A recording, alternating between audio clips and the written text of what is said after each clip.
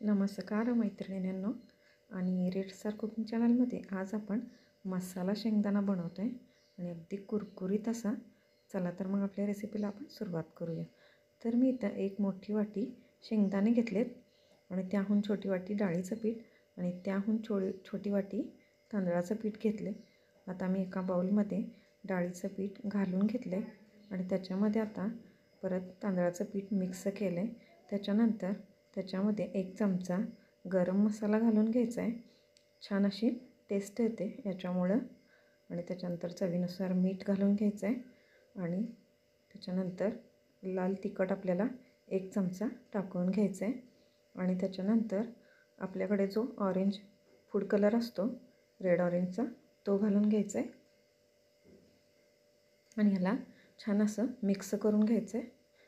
थोडासा सोडा पण घालायचा आहे आपल्याला, खायचा सोडा, आणि ते घातल्यानंतर छान असं मिक्स करून घ्यायचं. आता मिक्स झाल्यानंतर याच्यामध्ये आपल्याला पाणी घालून घ्यायचं आहे. तर मी पहिल्यांदा अर्धी वाटी पाणी घातलेलं आहे. मी नंतर सांगेन तुम्हाला केवढं पाणी लागतं आपल्याला.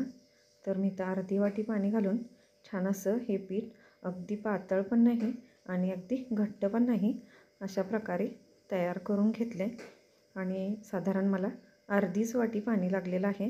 आणि याच्यामध्ये आपण आता जे शेंगदाणे घेतलेत ते घालून घेऊया. आणि आता बघू शकता तुम्ही छान असं हे मिक्स झालेलं आहे आणि याला आता आपण 10 मिनटं झाकून ठेवून द्यायचं आहे. 10 मिनटानंतर आपलं म्हणजे शेंगदाणे ह्याच्यामध्ये छान मुरतात. त्याच्यानंतर याच्यामध्ये अर्धा लिंबू पिळून घ्यायचं आहे आपल्याला आणि परत एकदा थोडंसं मिक्स करून घ्यायचं आहे.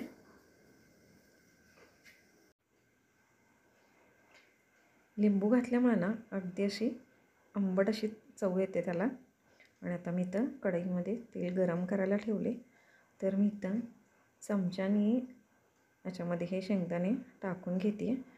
पण बघूया आता आपण तेलामध्ये सुट्टे सुट्टे होतात का हे. तर ह्याच्यामध्ये टाकल्यानंतर लगेच आपल्याला हे करून घ्यायचं, म्हणजे फ्राय करण्यासाठी मिक्स करून घ्यायचं याच्यामध्ये.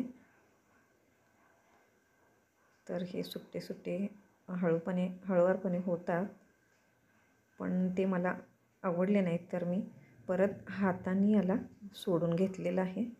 हाताने अगदी छान होतात हे, म्हणजे अगदी सुट्टे सुट्टे होतात.